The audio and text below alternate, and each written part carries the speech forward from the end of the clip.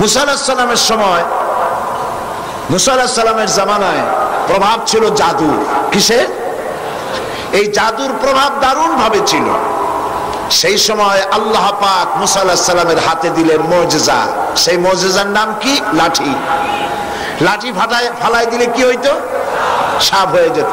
সাপ যখন হা করত, তখন জাদুকরদের তৈরি করা বাঘ, সিংহ, বড় বড় সাপ, অজগর ইত্যাদি সব গিয়ে মুসা আলাইহিস সালামের লাঠি মার্কা সাপের পেটের মধ্যে গিয়ে ঢুকতো। জাদুকরেরা চিন্তা করত যে আমরা যেটা দেখাইছি এটা নিঃসন্দেহে জাদু, কিন্তু মুসা আলাইহিস সালাম যেটা দেখাইছেন এটা জাদু না। কারণ জাদু হলে সে তো এটা সমকক্ষ হতো, এ তো জাদু খাইয়া ফেলাইছে, কাজে এটা জাদু না, জাদুর বাবা অথবা জাদুর দাদা। মুসা আলাইহিস সালাম ইন্তেকাল করেছেন, কিন্তু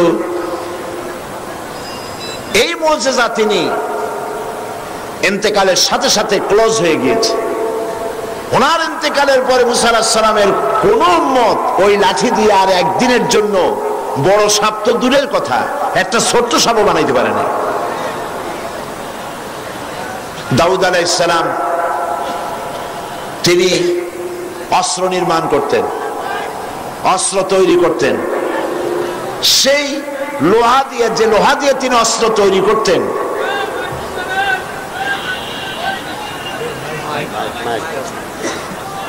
মাইকের অপারেটর তিনি খবর রাখুন, পাবেন, আপনারা পাবেন।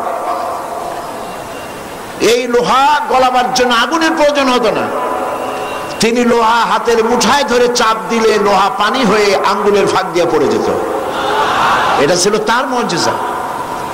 সুলাইমান আলাইহিস সালামের মুজিজা ছিল সকালবেলায় বিনা মেশিনে, বিনা ইঞ্জিনের সিংহাসনে বসতেন, বাতাসের উপর থেকে 1 মাসের পথ অতিক্রম করে যেতেন, আবার সন্ধ্যাবেলায় আর 1 মাসের পথ অতিক্রম করতেন। এটা গল্প না কোরআন? কোরআন। ঈসা আলাইহিস সালাম অন্ধ লোকের চোখের উপরে হাত বুলিয়ে দিলে লোকটির চোখ ভালো হয়ে যেত। ঈসা আলাইহিস সালাম ঈসা আলাইহিস সালামকে আল্লাহ পাক উঠায় নেওয়ার পরে তার এই মুজিজা ওখানে শেষ হয়ে গিয়েছে। তার উম্মতেরা কেউ আর কোন অন্ধের চোখ ভালো বানাতে পারে না এই হাত বুলাইয়া। রাসূল করিম সাল্লাল্লাহু আলাইহি সাল্লামের সময় মুজিজা ছিল, রাসূল করিম সাল্লাল্লাহু আলাইহি সাল্লামের সময় সাহিত্যের প্রভাব ছিল দারুণ ভাবে, কবিতা এবং সাহিত্যে। সেই সময় আল্লাহ পাক কোরআন নাজিল করলেন তার কাছে। কোরআন দুনিয়ার সকল যুগের সমস্ত সাহিত্যের শিল্প, উৎকর্ষ, ভাষার লালিত্য, ছন্দ, এ সব কিছুকে উতরে কোরআন এমন এক পর্যায়ে আছে, কোরআনের সাহিত্য যাকে স্পর্শ করা পৃথিবীর কোন সাহিত্যিকের পক্ষে সম্ভব নয়। এই জন্য দুনিয়ার সব নবীরা মারা গেলেন, ঈসা আলাইহিস সালামকে আল্লাহ পাক উঠায় নিলেন, মুজিজার সাথে সাথে বন্ধ হয়ে গেল, মুজিজা আর চালু থাকে নাই। রাসূল করিম সাল্লাল্লাহু আলাইহি সাল্লামের ইন্তেকালের পর তার মুজিজা তিনি কবরে নিয়ে যান নাই, মুজিজা রেখে গেছেন। কিয়ামত পর্যন্ত এই মুজিজা চলবে। এই মুজিজার নাম কি? সেই মুজিজা আমি চট্টগ্রাম তাফসীর মাহফিল সহ বিশাল বিশাল তাফসীর মাহফিলগুলিতে বলি, আপনারা কি মুজিজা শুনতে চান না দেখতে চান? লোকেরা বলে দেখতেই চাই, দেখতে পারলে আর শোনে কেনা। আমি তখন বলি যে দেখেন, এই মাহফিলের দিকেই তাকান, মুজিজা কারে বলে কোরআন শরীফের। এই বিশাল পল্টন মাঠের দিকে তাকান, আর একটু পরে এর আশেপাশেও জায়গা থাকবে না ইনশাআল্লাহ। যে কোনো রাজনৈতিক দল এরকম একটা সমাবেশ করতে হলে 1 মাস আগের থেকে পত্র পত্রিকা, মিছিল, পথসভা, সমাবেশ, তারপরে চতুর্দিকে বাস দিয়ে, গাড়ি দিয়ে লক্ষ লক্ষ টাকা খরচ করে মানুষ আনতে হবে, ঠিক কিনা? তারপরেও এইরকম জান্নাতের পরিবেশ হবে না। যা দাঁড়ানো তার থেকে, যা বসা তার থেকে দাঁড়ানো বেশি। চতুর্দিকে পুলিশ, বিডিআর, স্বেচ্ছাসেবক হাতে ধরি পায়ে ধরি বসেন বসেন, কথা কইেন না, কে কার কথা শোনে? সিনেবাদাম সাবায় শুনতে ইচ্ছে হলে শোনে, না হয় আরেক দিকে তাকায় থাকে। কিন্তু দেখুন তো, মাত্র 2-3টা পত্রিকায় বিজ্ঞাপন দেওয়ার সময় পেয়েছে ইসলামী পাঠাগার। পোস্টার নাই, হ্যান্ডবিল নাই, ব্যানার নাই, প্রচার নাই। আল্লাহ রাব্বুল আলামিন তার কোরআনের পাগল, কোরআনের প্রেমিক গোলামদেরকে হাজির করে দিয়েছেন। এটাই কোরআনের মুজিজা, এইটা হলো কোরআনের মুজিজা।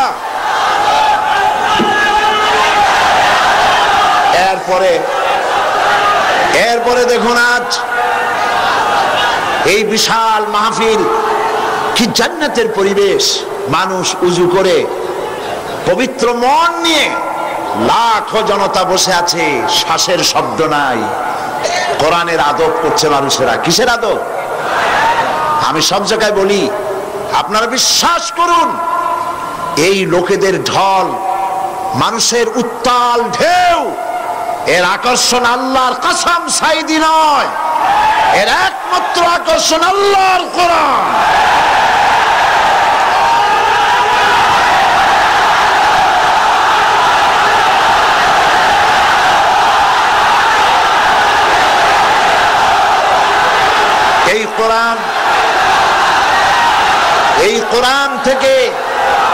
এই কোরআন থেকে মানুষকে বিচ্ছিন্ন করা যাবে না। আমি আপনাদের সামনে আলোচনা করব বিমাশিয়াতিল্লাহ তাআলা। আমি তো তেমন কিছু জানি না। সুবহানাকা লা ইলমা লানা ইল্লা মা আল্লামতানা। আল্লাহ যদি দয়া করে তার গোলামকে কিছু বলার জন্য ইহসান করেন, তবেই বলতে পারবো, নইলে আমার কাছে কিছুই নাই। ঢোল যেমন বাড়ি দিলে শব্দ অনেক দূর থেকে শোনা যায়, মনে হয় ভিতরে অনেক কিছু আছে, কিন্তু ঢোলের চামড়াটা ছিঁড়লে দেখা যাবে ভিতরে একদম শূন্য, কিছুই নাই। আমি এরকম একটা শূন্য মানুষ, ছোট্ট মানুষ, আল্লাহর এক গোলাম ছাড়া কিছুই নই। আল্লাহ পাক যদি দয়া করে বলার তৌফিক দেন বলবো। কিন্তু আপনাদেরকে কথা শোনাবার আগে, ওই যে প্রত্যেক দিন সাংবাদিক বন্ধুদেরকে ছেড়ে দিতে হয়, তাদের ব্যাপারে আমি পুরা সময়ের বক্তব্যের সারাংশ তাদের জন্য গুছিয়ে আমার কাছে রাখি, যেটা তাদের বললে ওনারা তাড়াতাড়ি নিয়ে চলে যেতে পারেন পত্রিকায় দেওয়ার জন্য। ওনাদের ব্যাপারে যে কথাগুলি বলবো, এরপরই আমি ওনাদের ব্যাপারে বলার অর্থ হচ্ছে সাংবাদিকদেরকে উদ্দেশ্য করে নয়, গোটা জাতিকে উদ্দেশ্য করে কথা বলছি। ওনারা হচ্ছেন আমাদের বন্ধু, ওনাদের মাধ্যমে কথাগুলি জাতির কাছে পৌঁছে। এটা যদি সবগুলি পত্রিকায় দায়িত্ব পালন করত, তাহলে কিসমত জাতির অনেক ভালো হয়ে যেত।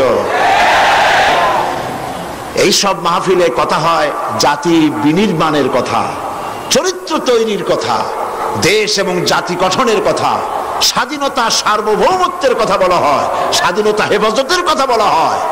সুতরাং এই কথাগুলি পত্রিকায় আসলে গোটা জাতি জানতে পারত, কিসমত ভালো হতো। তোমরা তা করলে না। তবে ইনশাআল্লাহ আল্লাহ যাদেরকে পয়সা দিয়েছেন আজকের মাহফিলে আছেন, আমি বলবো মিডিয়া কোনো নেগলেক্টেড সেক্টর নয়, মিডিয়া খুব গুরুত্বপূর্ণ অস্ত্র। আমার যদি সময় হয় তাহলে সে ব্যাপারেও কথা বলবো। যাদের পয়সা কড়ি আছে, পত্রিকা বের করা উচিত ইসলামকে টিকায় রাখার জন্য, মুসলমান টিকায় রাখার জন্য, বাংলাদেশের স্বাধীনতা সার্বভৌমত্ব হেফাজতের জন্য পত্রিকা প্রয়োজন। ইসলাম গতানুগতিক ভাবে কোন ধর্মের নাম নয়। ইসলাম হচ্ছে একটি বিপ্লবী মতাদর্শ, যা সমগ্র পৃথিবীর সমাজ ব্যবস্থাকে পরিবর্তন করে নিজস্ব আদর্শ অনুযায়ী ঢেলে সাজাতে চায়। আর ধর্মনিরপেক্ষবাদীরা চায় কোরআন হাদিস তথা রাসূল করিম সাল্লাল্লাহু আলাইহি ওয়াসাল্লামের আদর্শ বিবর্জিত মন গড়া আদর্শে সমাজ ও রাষ্ট্র চালাতে। ধর্মনিরপেক্ষতার অর্থই হচ্ছে ধর্মহীনতা।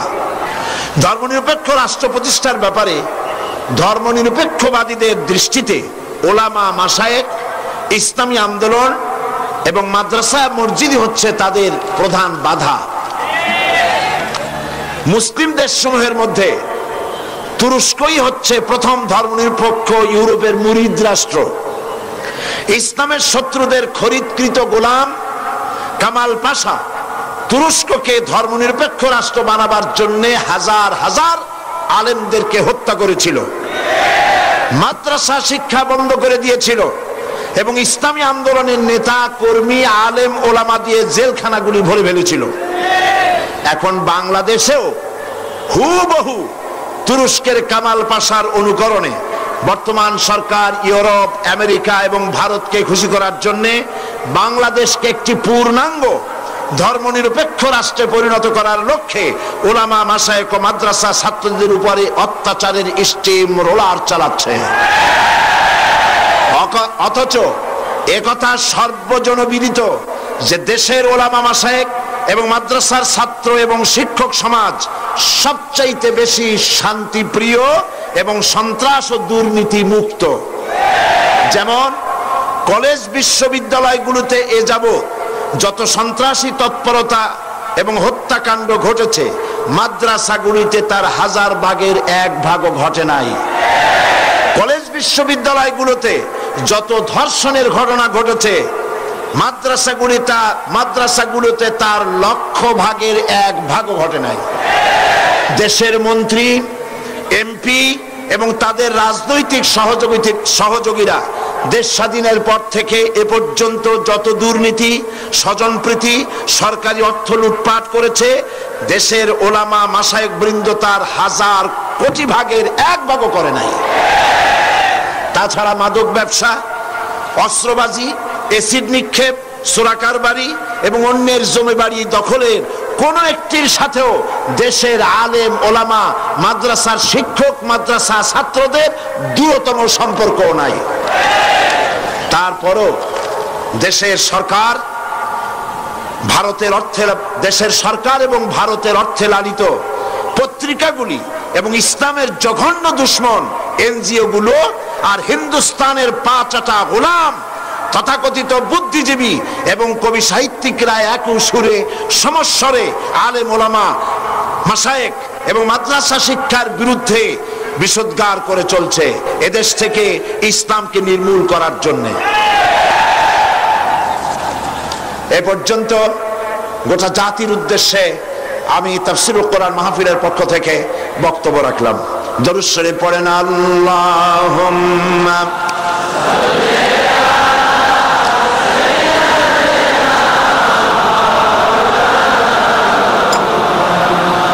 ওয়া আলা আলি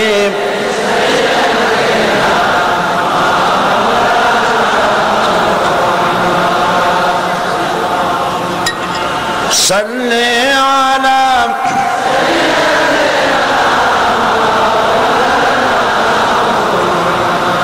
ওয়ালা আলি সাইয়্যিদিনা মাওলানা মুহাম্মদ। প্রিয় ভাইয়েরা, আল্লাহ রাব্বুল আলামিন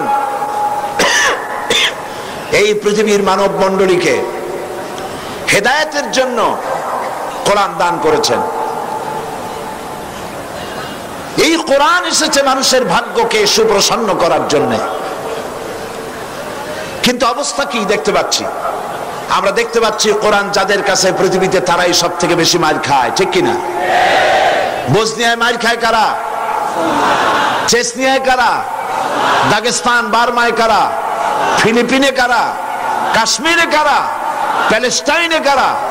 সারা বিশ্ব জুড়ে আজ মুসলমানরাই মার খাচ্ছে। তার অর্থ কি এই দাঁড়াবে যে মুসলমানরাই হচ্ছে কোরআন তাদের কাছে আছে বলে এই কারণেই তারা মার খাচ্ছে? না, আল্লাহ রাব্বুল আলামিন কোরআনে কারীমের ভিতরে বলেছেন, তাহা মা আনজালনা আলাইকাল কুরআনা লিতাশকা। নবী হে, কোরআন আমি এই জন্য নাজিল করি নাই যে আপনি ভাগ্য বিপর্যস্ত হবেন, হতভাগ্য হয়ে যাবেন, এর জন্য কোরআন আসে নাই। কোরআন এসেছে ভাগ্যকে সুপ্রসন্ন করে দেওয়ার জন্য। যাদের কাছে কোরআন থাকবে তারা শাসিত হবে না, যাদের কাছে কোরআন থাকবে তারা বিশ্বকে শাসন করবে। আজ কোরআন ঘরে থাকা সত্ত্বেও আমরা এই কোরআন থেকে ফায়দা নিতে পারলাম না। এমন একখানা কিতাব যার কাছে আসতে বলে লোহাগুলি পাথর হয়ে, লোহাগুলি সোনা হয়ে যায়, পাথরগুলি হীরকখণ্ডে পরিণত হয়ে যায়। কবি বলছেন উতর কর গারে হেরা সে সুয়ে কওম আয়া, उतर कर गार हिरा से सुए कौम आया और के नुस्खे किमिया सतलाया। रसूल करीम सल्लल्लाहु अलैहि वसल्लम हिरा পাহাড় থেকে নেমে এলেন, হাতে আনলেন একখানা পরশ পাথর, সৌভাগ্য স্পর্শমণি কোরআন। এই কোরআনের সংস্পর্শে যেই এলো তার ভিতরে পরিবর্তন এসে গেল। কোরআন জিরোকে, কোরআনের সাথে যদি কোনো হিরো আসে আর যদি বেয়াদবি করে, হিরোকে কোরআন জিরো বানায় দেয়। আবার যদি কোনো জিরো আসে, জিরোকে কোরআন শরীফ হিরো বানায় দেয়। তার নমুনা আমরা দেখতে পাই হযরত ওমর রাদিয়াল্লাহু তাআলা আনহু কত বড় জাহিল ছিলেন। আল্লাহ নবী হত্যা করতে আসতে পারেন, কত বড় জাহিল হলে পরে তিনি নবী হত্যা করতে আসলেন, কিন্তু তিনি নবী হত্যা করতে পারেন নাই। কোরআন তার জাহালাতের কল্লা কাটিয়ে দিয়েছে। কোরআনের আওয়াজ শুনে, কোরআন তেলাওয়াত করে তার মনের পরিবর্তন হয়ে গিয়েছে। রাসূলের কাছে এসেছেন তরবারি হাতে। হুজুর জিজ্ঞেস করলেন, ওমর কি মতলব নিয়ে এসেছো? ওমর বললেন, মতলব তো খারাপই ছিল, কিন্তু কোরআন পড়ার পরে আমার মতলব পরিবর্তন হয়ে গেছে। জীবনের 26টি বছর কুফরির অন্ধকারের ভিতরে ডুবেছিলাম, আমাকে তাওহীদের আলোর সন্ধান দিয়ে দিন। নবীজি তাকে পড়তে বললেন, লা ইলাহা ইল্লাল্লাহু মুহাম্মাদুর রাসূলুল্লাহ। যে ওমর রাসূলকে হত্যা করতে আসলেন, নবীজি বললেন, লা নবিয়্যা বাদি ওয়ালা রাসূলা, আমার পরে নবী বা রাসূল পৃথিবীতে আর আসবে না। কিন্তু আমার পরে যদি কেউ নবী হতো, লাকানা ওমর, ওমরকে আল্লাহ অবশ্যই নবী বানায় দিতেন। তাহলে ওমর কোথায় ছিলেন আর কোথা থেকে আল্লাহ তাকে কোথায় নিয়ে গেলেন? ভাবতে অবাক লাগে।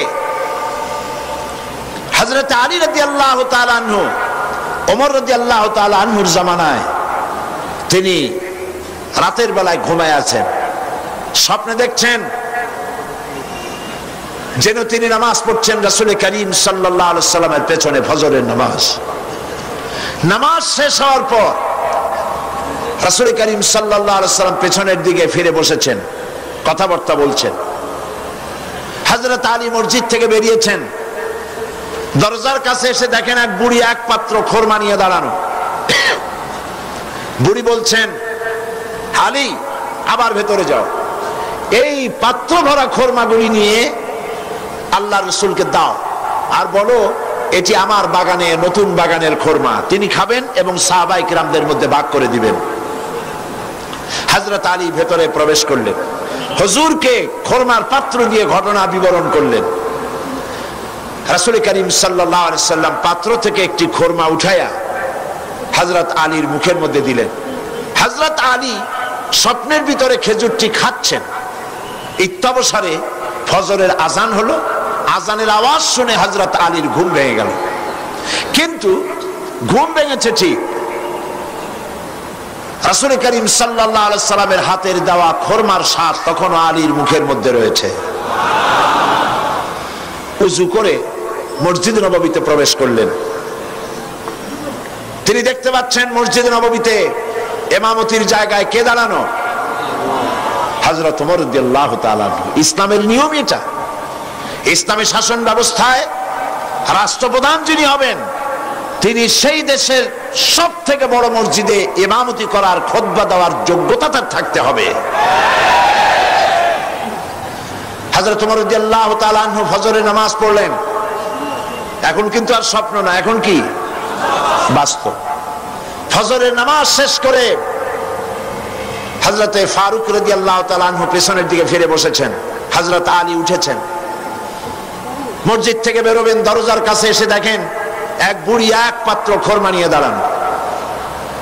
বুড়ি বলছেন, আলী আবার ভেতরে যাও, এই পাত্র ভরা খরমা নিয়ে আমিরুল মুমিনিনকে বলো এটি আমার নতুন বাগানের খরমা, যেন তিনি খান আর রাসূলুল্লাহর সাহাবীদের মধ্যে যেন ডিস্ট্রিবিউট করে দেন। হযরত আলী দেখছেন কি আশ্চর্য কথা, যা স্বপ্নে দেখলাম তাই বাস্তব হচ্ছে। ভেতরে গিয়ে আমিরুল মুমিনিনকে খরমার পাত্র দিলেন আর ঘটনা শোনালেন। বুড়ি এভাবে পাঠায়েছে তার নতুন বাগানের খরমা, এই সব বললেন। হযরত ওমর খরমার পাত্র থেকে একটি খরমা উঠিয়ে হযরত আলীর মুখের মধ্যে দিয়ে দিলেন। হযরত আলী খরমা চিবোচ্ছেন, খুব মজা লাগতেছে। হযরত আলী বলছেন, ওমর পাত্রে তো খরমা অনেক আছে, সবাইকে যদি একটা দুইটা করে দাও তারপরেও থাকবে, খরমা খুব মজার, তুমি দাও না আমাকে আরেকটা বেশি। জিদনি তামরাতান উখরা, আমাকে আরেকটা খরমা দাও। হযরত ওমর বলছেন, ইয়া আলী লাউ আন্না রাসূলুল্লাহ সাল্লাল্লাহু আলাইহি ওয়াসাল্লাম যাদাক লাজিদনাক।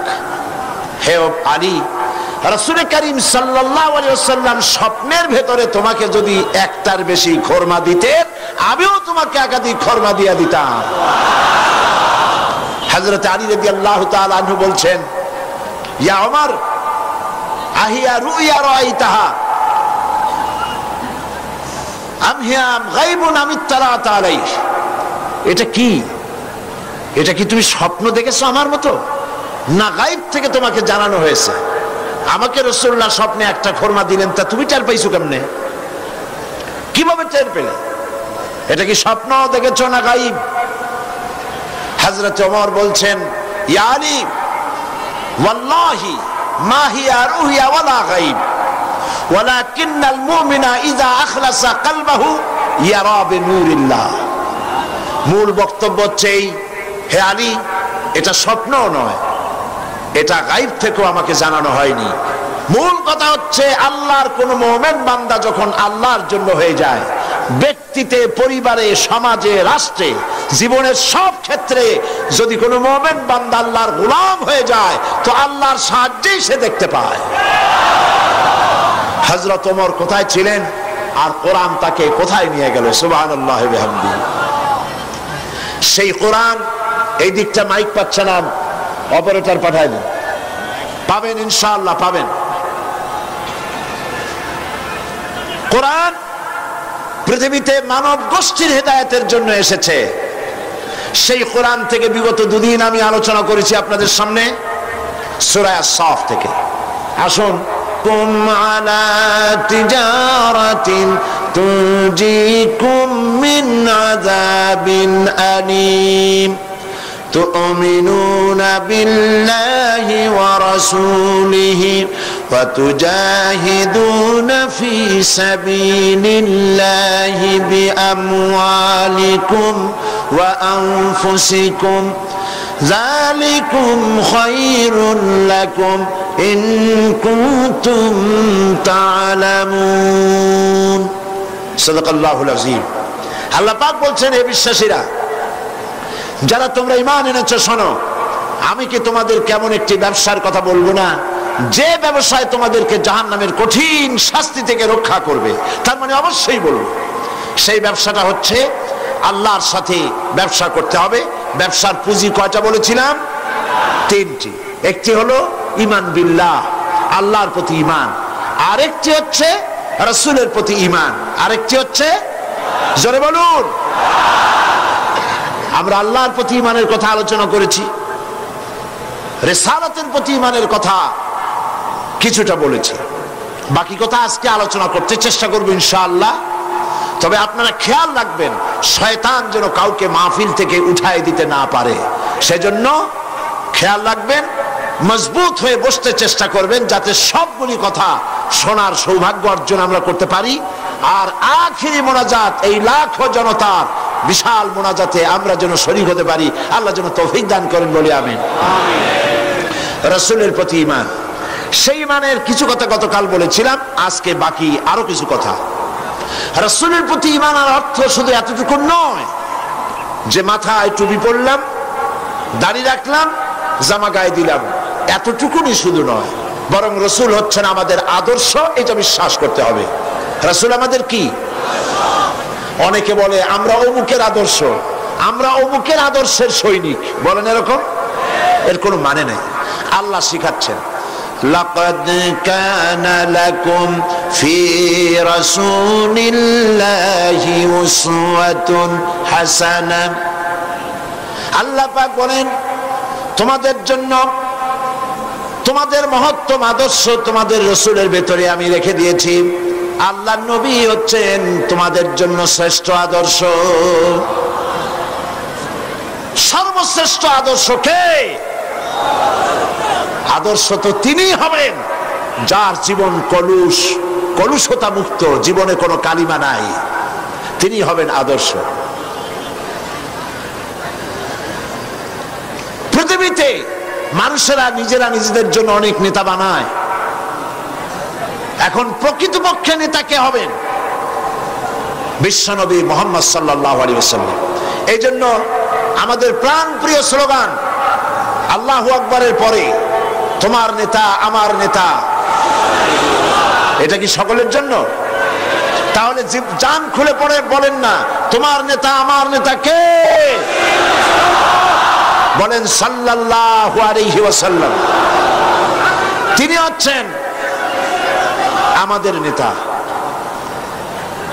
আমি এজন্য মাঝে মধ্যে প্রশ্ন করি, আপনারা যাদেরকে নেতা মানেন, নেতার প্রশংসায় রাত দিন 24 ঘন্টা জিকির আজগার করেন, সেই নেতা জীবনে মিথ্যা কথা বলে নাই, মানুষকে ঠকায় নাই, জেনা ব্যভিচার করে নাই, হত্যা করে নাই, প্রতারণা করে নাই, মদ পান করে নাই, এ ব্যাপারে আপনারা কি নিশ্চিত?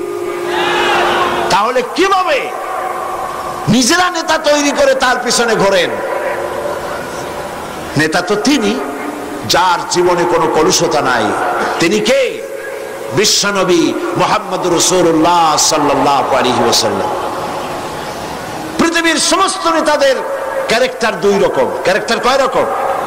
একটা হলো পাবলিক ক্যারেক্টার, আর একটা হচ্ছে পার্সোনাল ক্যারেক্টার। জনগণকে দেখাবার জন্য এক চরিত্র, আর ভেতরে হলো আর এক চরিত্র। সেই জন্য তারা বলে আমি যা বলি তাই তোমরা করো, আমি যা করি তা তোমরা দেখবা না। রাসূল কি এরকম বলেছেন? আল্লাহর নবী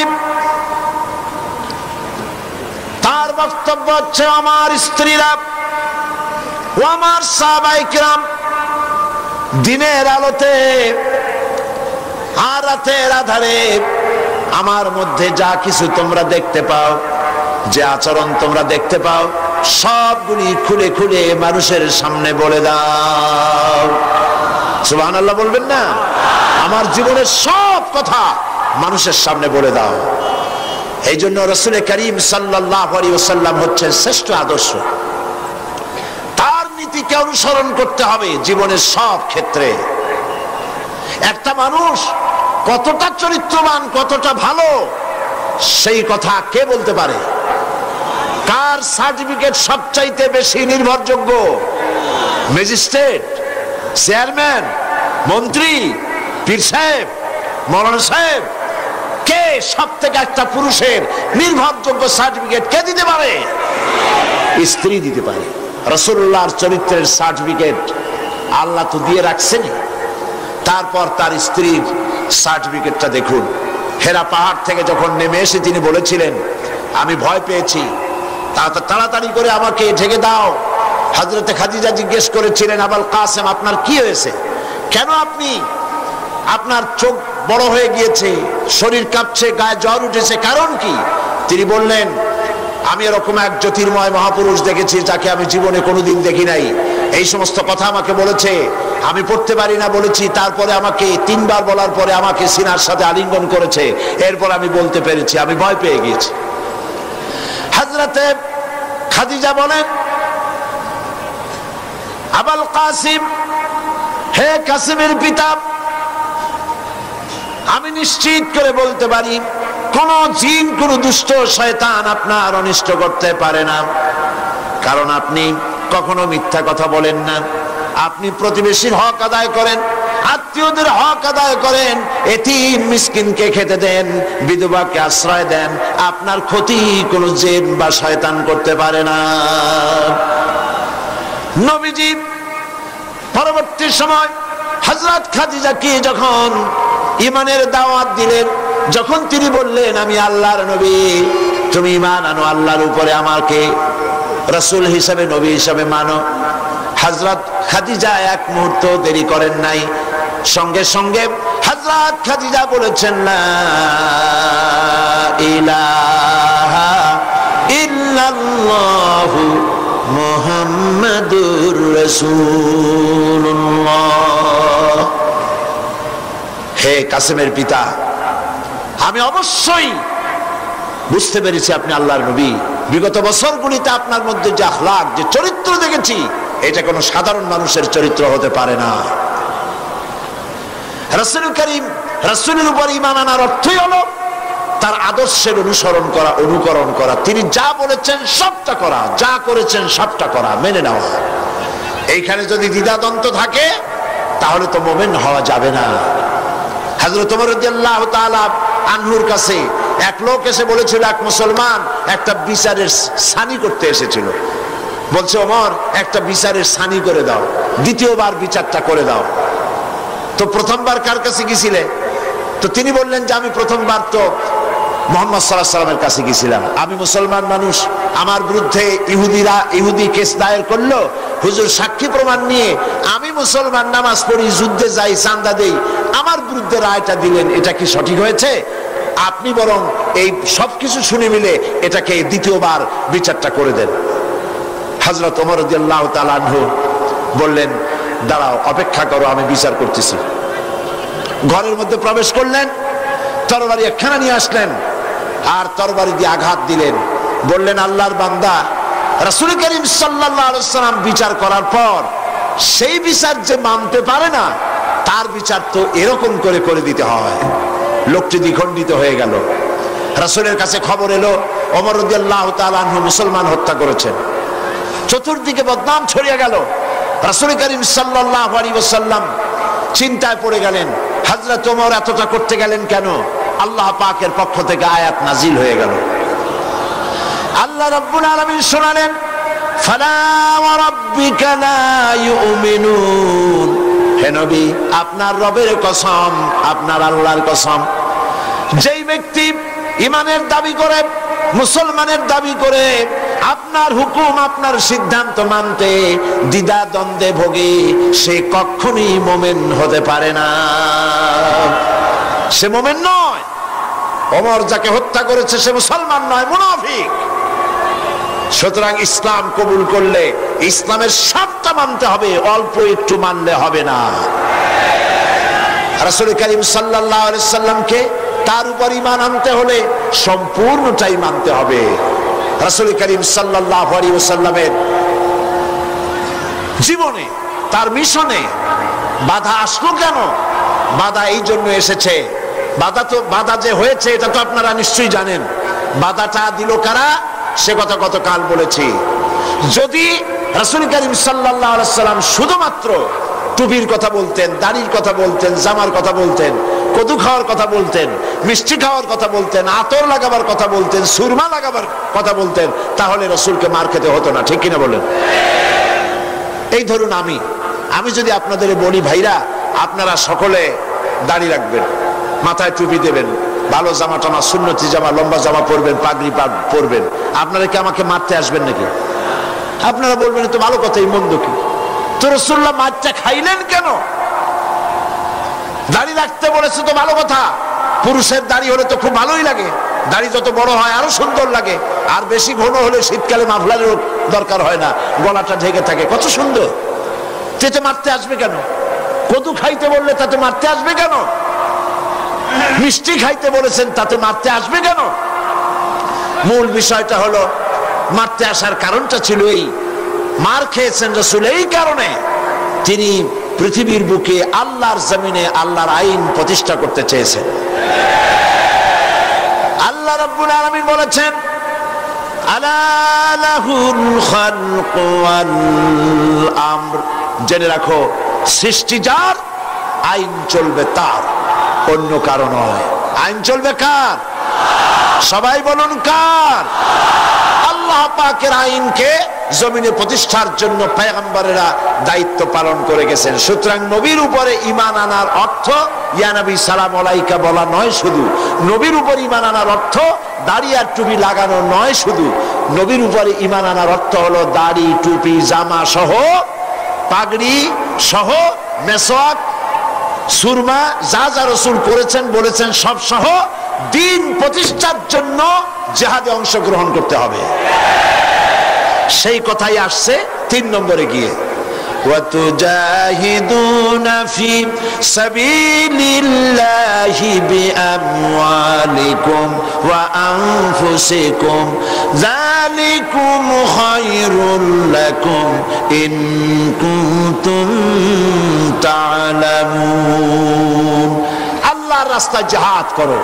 আল্লাহর রাস্তায় কি করো? জিহাদ। জোরে বলেন কি? জিহাদ করো। কি দিয়ে?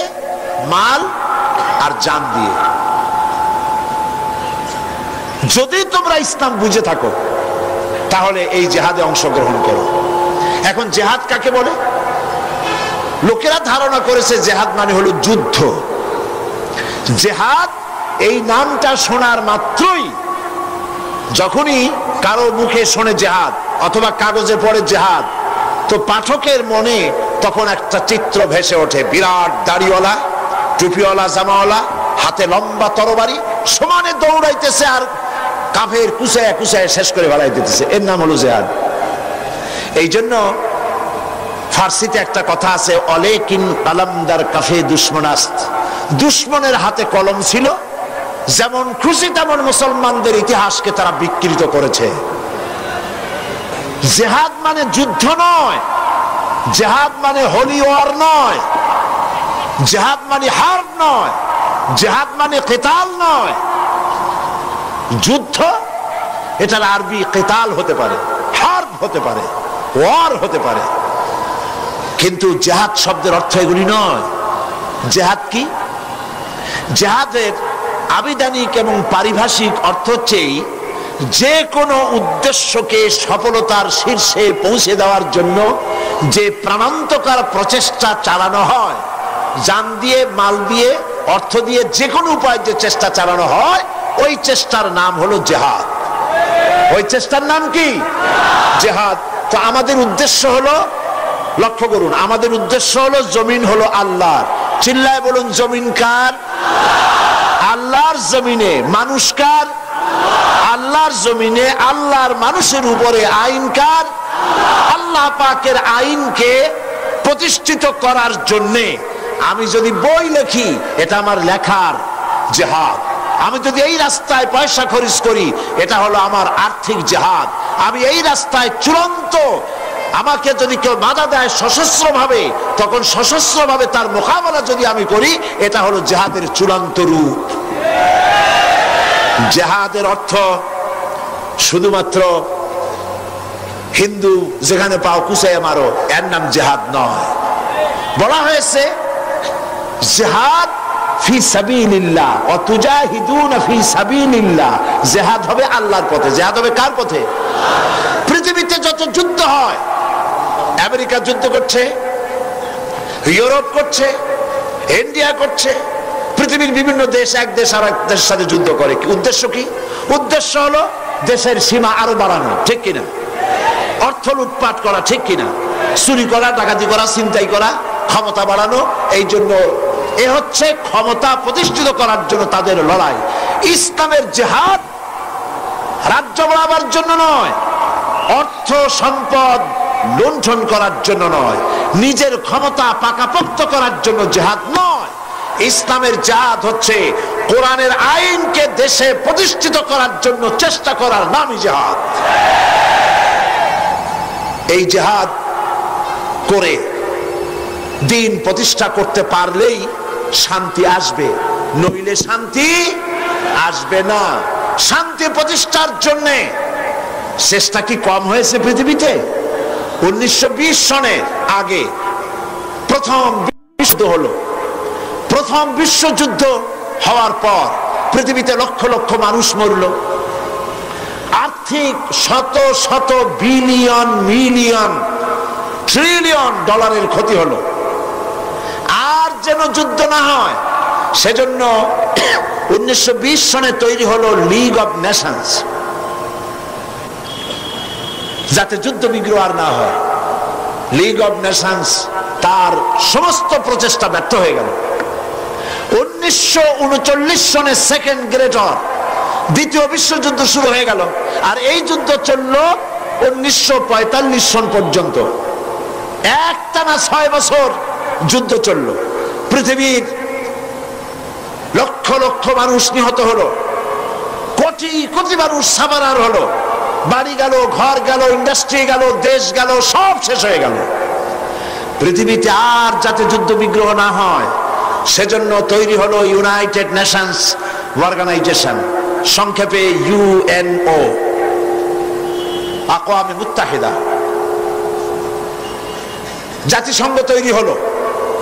এখন আমার প্রশ্ন, জাতিসংঘ তৈরি হওয়ার পর থেকে দেশে যুদ্ধ বিগ্রহ বন্ধ হয়ে গেছে? বন্ধ হয়েছে? বন্ধ হয় নাই। কারণ কি? কেন বন্ধ হলো না?